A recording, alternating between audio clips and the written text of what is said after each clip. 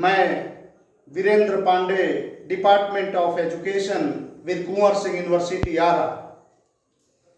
पिछली कक्षा में हम लोगों ने विशिष्ट बालक के संबंध में प्रतिभाशाली बालक के बारे में अध्ययन किया था।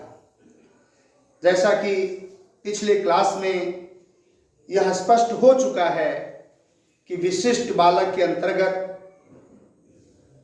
सामान्य बालकों से ऊपर और सामान्य बालकों से नीचे दोनों तरह के बालकों का हम लोग अध्ययन करेंगे, जिसमें प्रतिभाशाली बालक के बारे में हम लोग उस कक्षा में अध्ययन किए थे। इसके बाद सामान्य श्रेणी के बालक से ऊंचे स्तर के बालकों में दूसरे नंबर पर सृजनशील बालक भी आते हैं, जिसे हम क्रिएटिव चाइल्ड कहते हैं। तो आज हम लोग इस कक्षा में सृजनशील बालक के बारे में अध्ययन करेंगे। सृजनशील बालक।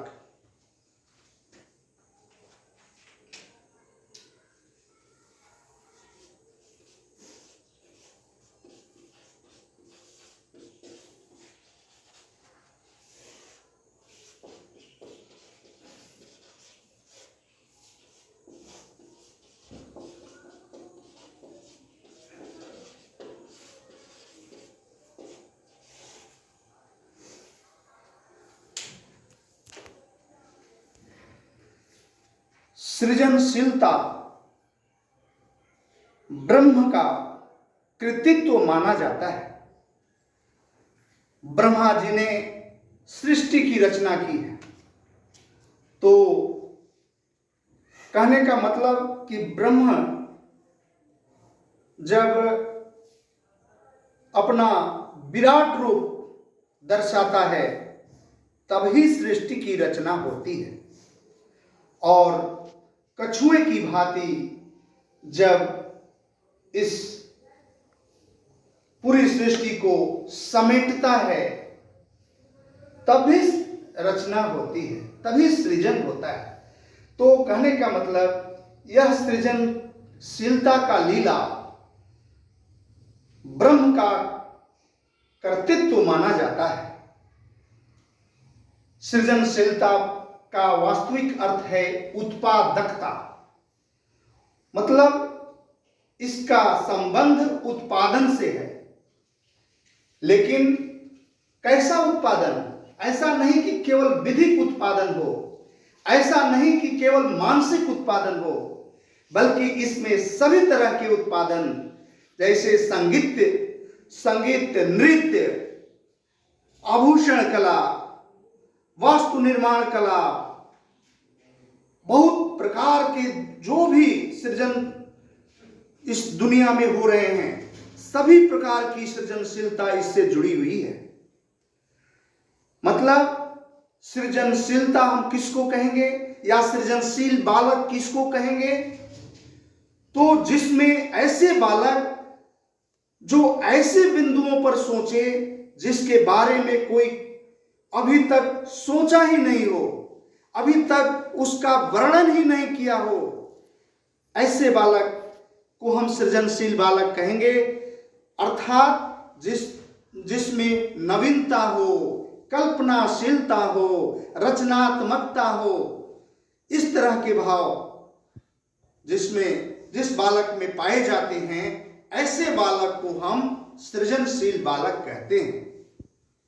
एक विद्वान हैं जिनका नाम है टॉरेंस और उनके सहयोगियों ने सृजनशीलता की बहुत अच्छी परिभाषा दी है कि सृजनशीलता क्या है। तो उन्होंने यह बताया कि सृजनशीलता के अंतर्गत टूटे हुए अंशों की पहचान की जाती है, अर्थात टूटे हुए रिक्तताओं की पहचान की जाती है और उसके समाधान के लिए परिकल्पना बनाई जाती है, उसका परीक्षण किया जाता है, उसके परिणाम निकाले जाते हैं और आवश्यकता पड़ने पर उसका पुनर्परीक्षण भी किया जाता है। कहने का मतलब कि जो सृजनशील बालक होता है वह पहले परिस्थितिगत रिक्तताओं की पहचान करता है। ये परिस्थितिगत रिक्तताएं क्या हैं? मतलब समस्या की पहचान करता है। बालक जो है समाज में क्या समस्या है उसको उठाता है। तो पहले समस्या की पहचान करता है, इसके बाद उस समस्या के समाधान के लिए परिकल्पना बनाता है। यह परिकल्पना क्या है? परिकल्पना का मतलब है अजमाइशी कथन। मतलब वह ऐसा थिंकिंग करता है कि अमुक समस्या के समाधान के लिए क्या सुझाव हो सकते हैं। तो दो चार तरह की सुझाव वह दिमाग में लाता है और उसे हम परिकल्पना कहते हैं। जो उस समस्या के समाधान के लिए सुझाई गई बातें परिकल्पनाएं कहलाती हैं, इसलिए इसको हम अजमाइशी कथन कहते हैं। तो कहने का मतलब जो सृजनशील बालक होते हैं वो पहले समस्या की पहचान करते हैं, फिर उस समस्या के समाधान के लिए परिकल्पना बनाते हैं और उन परिकल्पनाओं का परीक्षण करते हैं कि कौन कौन से जो हम सुझाव बनाए हैं उसमें कौन से सुझाव उस समस्या के समाधान में सहयोग प्राप्त कर सकते हैं। तो ये परीक्षण करते हैं, टेस्ट करते हैं उन परिकल्पनाओं का। तो परिकल्पनाओं का परीक्षण करते हैं और उसके आधार पर रिजल्ट निकालते हैं, परिणाम निकालते हैं। तो इसके आधार पर उस समस्या का समाधान होता है। अगर परिणाम नहीं निकला या किसी तरह की कोई संदेह की बात आती है तो फिर वो क्या करते हैं, उन परिकल्पनाओं का पुनः परीक्षण करते हैं, पुनः उसका परिणाम निकालते हैं। तो कहने का मतलब सृजनशील बालक ऐसे होते हैं जो नवीन विचारों को उत्पन्न करते हैं, नवीन भावनाओं को उत्पन्न करते हैं, नवीन कल्पनाओं को उत्पन्न करते हैं। ऐसे बालक सृजनशील बालक कहे जाते हैं। तो इसका एक सटीक परिभाषा सृजनशीलता की दी जा सकती है कि सृजनशीलता क्या है। तो ऐसे बालक जो संवेदनशील होते हैं और अपनी भावनाओं को मौलिक रूप में व्यक्त कर सकते हैं, उसे हम सृजनशील बालक की श्रेणी में रखते हैं। यह है सृजनशीलता। अब दूसरा प्रश्न यह उठता है कि हम सृजनशील बालकों की पहचान कैसे करेंगे। तो सृजनशील बालकों की पहचान के लिए कई कैटेगरीज बने हैं। हम इनको पूर्व प्राथमिक स्तर पर पहचानते हैं। पूर्व प्राथमिक यानी विद्यालय में दाखिला लेने से पहले हम उनकी सृजनशीलता की पहचान करते हैं और फिर प्राथमिक स्तर पर पहचान करते हैं, यानी बालक जब विद्यालय में दाखिला ले लेता है तब हम पहचान करते हैं। फिर इसके बाद माध्यमिक स्तर पर पहचान करते हैं, फिर हम इसके बाद उच्च स्तर पर पहचान करते हैं। तो सृजनशील बालकों की पहचान हम किस किस स्तर पर करते हैं, तो हम नोट कर देते हैं आपको। पहचान किस किस स्तर पर, तो पहला है पूर्व प्राथमिक स्तर पर। पूर्व प्राथमिक स्तर पर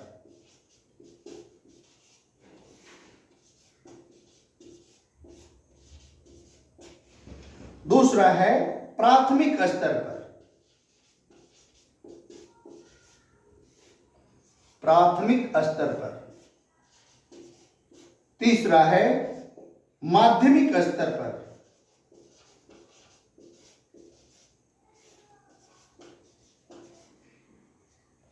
और चौथा है उच्च स्तर पर। उच्च स्तर पर ये लगभग हर स्तर पर हम लोग सृजनशीलता की पहचान करते हैं। तो कैसे करेंगे? जैसे पूर्व प्राथमिक, अभी बालक विद्यालय में दाखिला नहीं लिया, तो हम कैसे करेंगे कि बालक सृजनशील है या नहीं। तो हम क्या देखते हैं कि बालक में कौन कौन सी क्षमताएं हैं।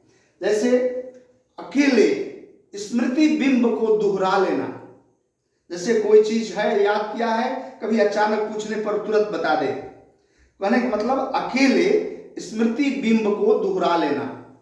दूसरा है कई स्मृति बिंबों को व्यवस्थित रूप दे सकना, यह है। तीसरा है एक काम चलाऊ व्यवस्था के रूप में पाठ्यक्रम का निर्माण कर सकना। नेक्स्ट है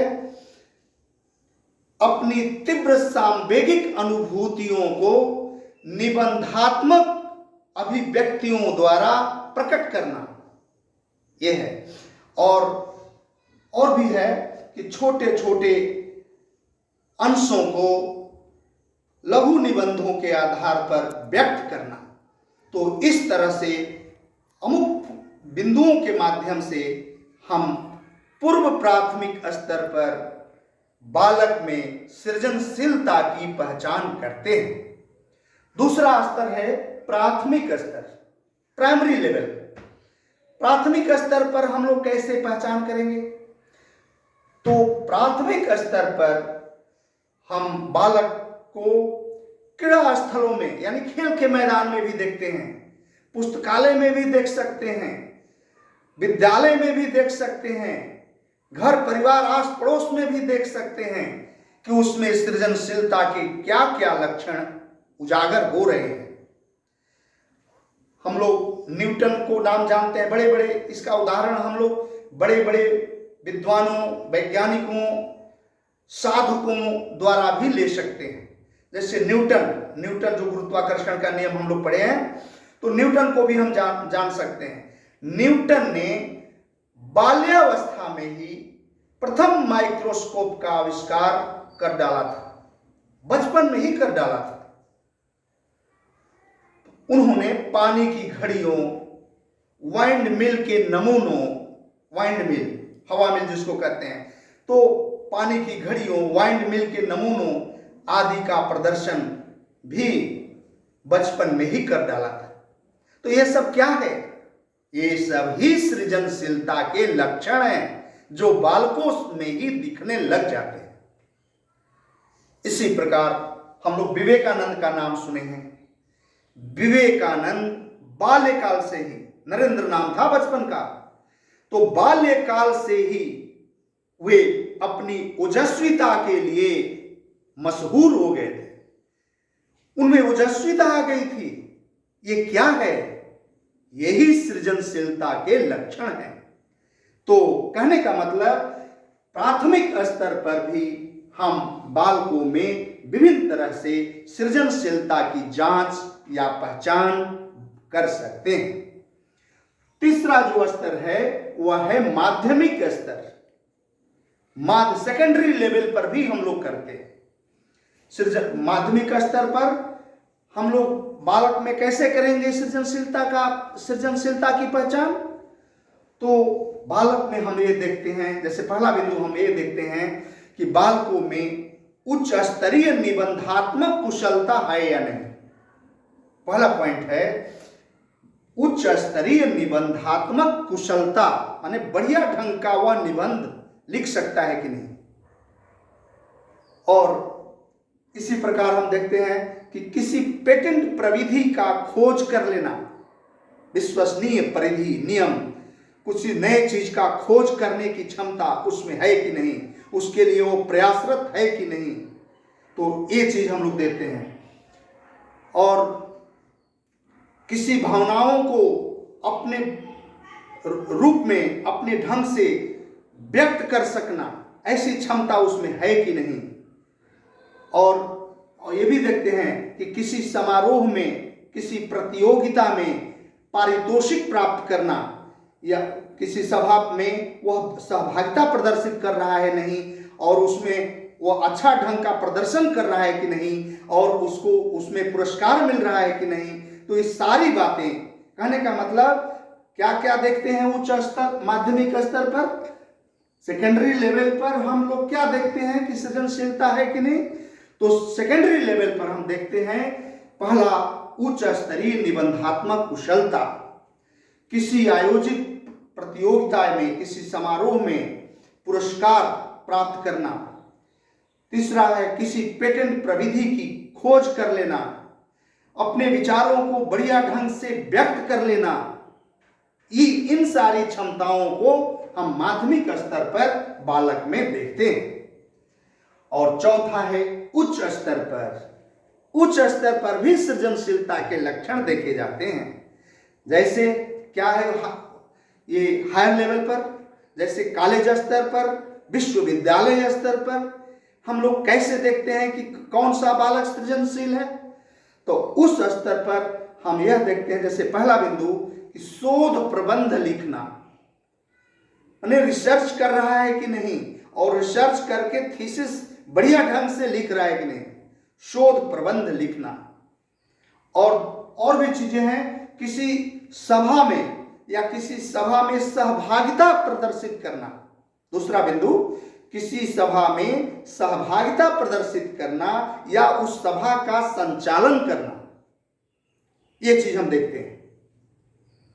और तीसरा है नवीन परिकल्पनाओं, नवीन परियोजनाओं का शुभारंभ करना, नए नए प्रोजेक्ट लेना, नए नए कार्य करना, नई परियोजनाओं को शुरू करना।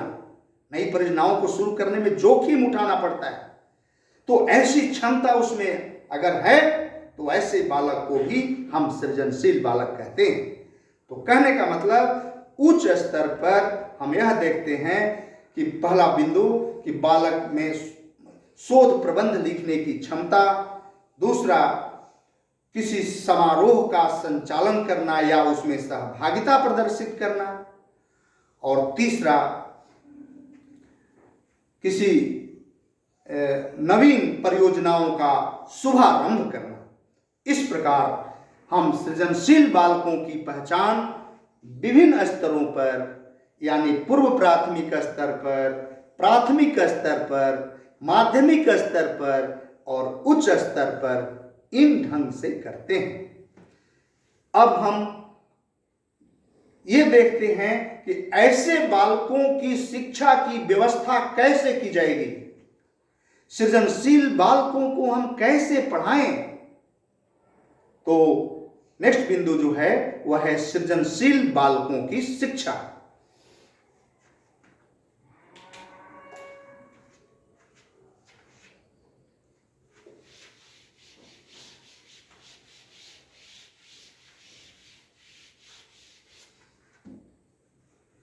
शिक्षा,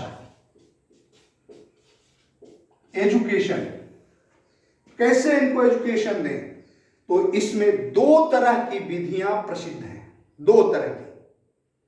पहले विधि को कहते हैं विचारावेश प्रक्रिया।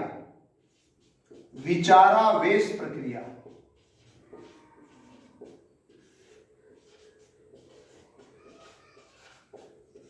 और दूसरी विधि को कहते हैं साइनेप्टिक्स विधि।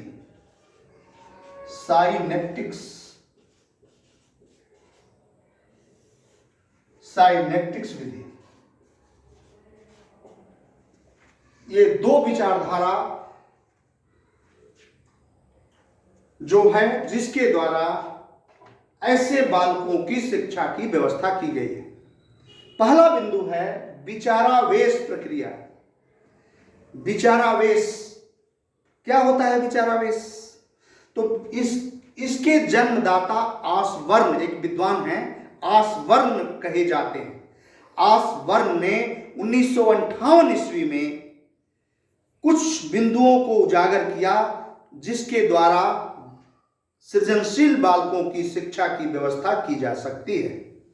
तो आसवर्ण ने क्या कहा?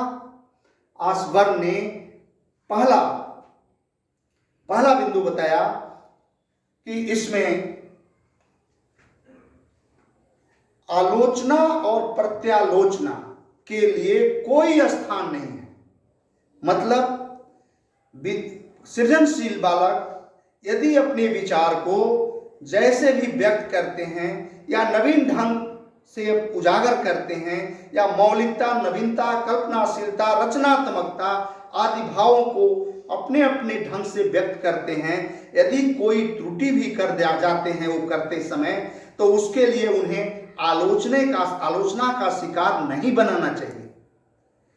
आसवर ने बहुत बड़ी बात कहा, क्योंकि शुरू में ही अगर हम बहुत ज्यादा आलोचना कर देंगे तो उन ऐसे बालकों की सृजनशीलता की क्षमता दब जाएगी, बच्चे दबू हो जाएंगे, सृजनशीलता उनकी निम्न स्तर पर जाने लगेगी और समाप्त भी हो सकती है, तो ऐसे भाव उत्पन्न हो सकते हैं। इसलिए बहुत अच्छा आसवर ने पहला बिंदु बताया कि इनको प्रशिक्षित करने के लिए पहला बिंदु जो है वह है कि इसमें आलोचना और प्रत्यालोचना के लिए कोई स्थान नहीं है।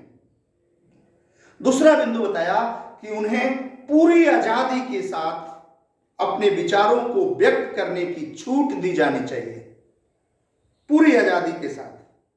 तीसरा बिंदु बताया कि विचारों की परिमाणात्मक संख्या भी महत्वपूर्ण होती है। कितनी मात्रा में उनको विचार व्यक्त करना है, कितने समय में विचार व्यक्त करना है, इस सब का भी ध्यान रखना आवश्यक है। और चौथा बिंदु बताया कि विचारों को जोड़ना, एक विचार को दूसरे विचार से, दूसरे विचार को तीसरे विचार से, यानी योगात्मक संबंध, विचारों में योगात्मक संबंध होना चाहिए, यानी विचारों को जोड़ना। तो आसवर ने ऐसे बालकों की शिक्षा की व्यवस्था करने में इन प्रमुख बिंदुओं को महत्वपूर्ण स्थान दिया है। यह आपको याद हो गया होगा कौन कौन से बिंदु है। तो पहला बिंदु है आलोचना प्रत्यालोचना के लिए कोई स्थान नहीं। दूसरा बिंदु है विचारों को खुले रूप में व्यक्त करने की छूट देना। तीसरा बिंदु है विचारों की परिमाणात्मक संख्या भी महत्वपूर्ण है। और चौथा है विचारों को जोड़ना। ये चार बिंदु बड़ी बढ़िया ढंग से आसवर ने व्यक्त किया है, जिसके माध्यम से हम सृजनशील बालकों को शिक्षा की व्यवस्था कर सकते हैं। दूसरा विचारावेश प्रक्रिया, इसको इंग्लिश में क्या बोलते हैं, brain storming method, brain storming process, brain storming है आसबर्न का दिया हुआ। दूसरा जो बिंदु है उसको हम साइनेप्टिक्स विधि बोलते हैं, साइनेप्टिक्स मेथड। इसका दोनों रूपांतर में हम व्यक्त करते हैं, हिंदी रूपांतर और इंग्लिश रूपांतर में साइनेप्टिक्स हम व्यक्त करते हैं। तो इसके जन्मदाता गोर्डन महोदय हैं, गोर्डन। उन्होंने बताया कि इस विधि के द्वारा भी सृजनशील बालकों की शिक्षा की व्यवस्था की जा सकती है। मतलब इस बिंदु में क्या मुख्य है, तो पहला बिंदु उन्होंने बताया कि मनुष्य में विद्यमान सृजनात्मक प्रक्रियाओं को मूर्त रूप में वर्णन किया जा सकता है। और दूसरा बिंदु उन्होंने बताया कि कला तथा विज्ञान के क्षेत्र में किए जाने वाले आविष्कारों में समानता होती है। यानी कला के क्षेत्र में भी कोई आविष्कार कर रहा है, कोई विज्ञान के क्षेत्र में आविष्कार कर रहा है, तो दोनों में डिफरेंस नहीं देखना है, दोनों में समानता है। वो अपना क्षेत्र कला का चुना है, कला में कर रहा है आविष्कार, दूसरा बालक जो है विज्ञान को चुना तो विज्ञान के क्षेत्र में आविष्कार कर रहा है। तो दूसरा बिंदु जो है कि कला तथा विज्ञान के क्षेत्र में किए जाने वाले आविष्कारों में समानता होती है। तीसरा बिंदु भी है कि व्यक्ति तथा समूह में पाए जाने वाले सृजनात्मक प्रक्रियाओं में पर्याप्त स्वदेश्य होता है। माने व्यक्ति में या उसके ग्रुप में जो सृजनात्मक प्रक्रियाएं पाई जाती हैं उसका कुछ न कुछ उद्देश्य होता है, किसी उद्देश्य से वे सृजनात्मक प्रक्रियाएं विकसित होती हैं। तो इन्होंने भी, गोर्डन महोदय ने भी बहुत अच्छा विचार ऐसे बालकों को शिक्षित करने के लिए बताया है, जिसमें हमने बताया पहला बिंदु क्या है कि मनुष्य में जो विद्यमान सृजनात्मक प्रक्रियाएं हैं उन्हें मूर्त रूप में यानी स्पष्ट रूप में वर्णन करना संभव है। दूसरा बिंदु भी हमने बताया कि कला या विज्ञान के क्षेत्र में किए जाने वाले आविष्कारों में प्रायः समानता होती है। और तीसरा बिंदु हमने बताया कि व्यक्ति तथा समूह में पाए जाने वाले सृजनात्मक प्रक्रियाओं में पर्याप्त स्वदेश्य होता है। तो इस तरह इन बालकों की शिक्षा की व्यवस्था भी की जाती है। तो इस प्रकार पूरे इस सृजनशीलता की हम संक्षेप में यही कहेंगे कि सृजनशीलता ब्रह्म का कृतित्व है, ब्रह्म ने सृष्टि की रचना की है। तो अपने विराट रूप दिखाता है ब्रह्म और समेटता भी है, कछुए की भांति समेट भी लेता है और विराट रूप भी प्रदर्शित करता है। वो दोनों में सृजनशीलता है। सृजनशीलता दोनों के द्वारा। और ऐसे एक बात और मैं आपको बताऊं कि सृजनशील व्यक्ति जो होते हैं या सृजनशील बालक जो होते हैं वो लाभ हानि की परवाह नहीं करते, वे जय पराजय की परवाह नहीं करते, वे सुख दुख की परवाह नहीं करते, ब्रह्मलीन होते हैं। ब्रह्म अब सृष्टि की रचना भी करता है, विनाश भी करता है। लेकिन तीन त्रिदेव सुने हैं, ब्रह्मा विष्णु महेश, ये त्रिदेव हैं। त्रिदेव ब्रह्म क्या करते हैं? सृष्टि की रचना करते हैं। विष्णु क्या करते हैं? सृष्टि का पालन पोषण करते हैं। और महेश यानी शंकर क्या करते हैं? सृष्टि का सर्वनाश भी करते हैं। तो ऐसी शक्तियों में सब क्षमताएं होती हैं। तो कहने का हमारा ये भाव है कि सृजनशील व्यक्ति जय पराजय, लाभ हानि, राग द्वेष ऐसी भावनाओं से मुक्त होते हैं। और इसका अर्थ है उत्पादकता। उत्पादकता से जुड़ा हुआ है, चाहे वह किसी प्रकार की उत्पादकता हो, मानसिक उत्पादकता हो, विधिक उत्पादकता हो, या किसी भी तरह की आभूषण बनाना हो, या बहुत तरह की कलाकारी है, या आपका गद्य लिखना, पद्य लिखना, ये कहानी लिखना, चित्रकला प्रदर्शन, बहुत तरह की कलाएं हैं। बस इसमें यही देखा जाता है कि इसमें नवीनता हो, कल्पनाशीलता हो, रचनात्मकता हो, भावात्मकता हो। अगर इस सब चीजों से जुड़ा हुआ है तो उसे हम सृजनशीलता के लक्षण के अंतर्गत समाहित करते हैं। तो सृजनशीलता की एक विद्वान है जो टॉरेंस महोदय ने क्या कहा कि सृजनशील जो बालक होते हैं वे समस्या की पहचान करते हैं।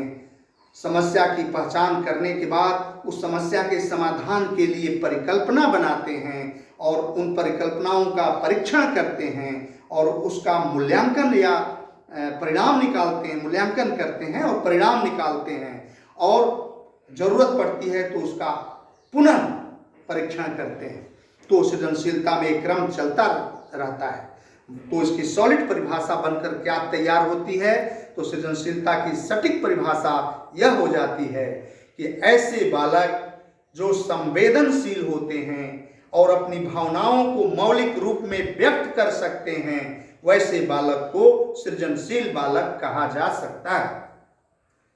एक छोटा सा उदाहरण हम देना भी चाहेंगे कि हम लोग जाते हैं, बाजार जाते हैं या शहर जाते हैं या कहीं भी जाते हैं और देखते हैं बीच में कोई घटना घट जाती है, वहां बहुत सारे लोग इकट्ठा हो जाते हैं। उस घटना को देखने के लिए बहुत सारे लोग इकट्ठा हो जाते हैं।